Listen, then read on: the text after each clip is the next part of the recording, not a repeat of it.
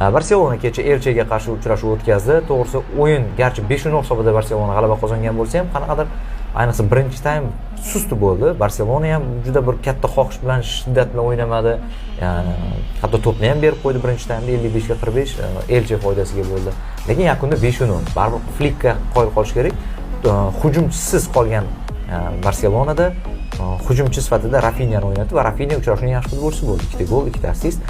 10 ball oldi adashmasam, o'zi ham tash. Har xil manbalar endi 10 balli deyarli 5 ta gol ursa ham 9 to'pga qo'shadi-ku. Familiya Messi bo'lish kerak, menimcha.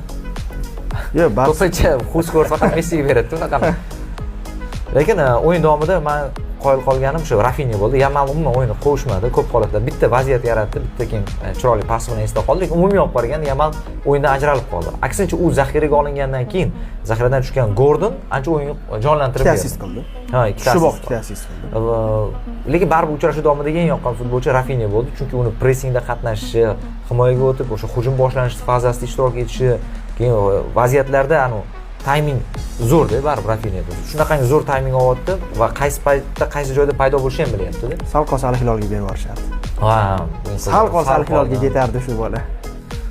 Rostdan ham transfer bo'lib qolishi mumkinligi haqida mish-mishlar ham paydo bo'lgandi, lekin mana ko'ryapmiz, ham Sardor, asosiy Sardor bo'ldi.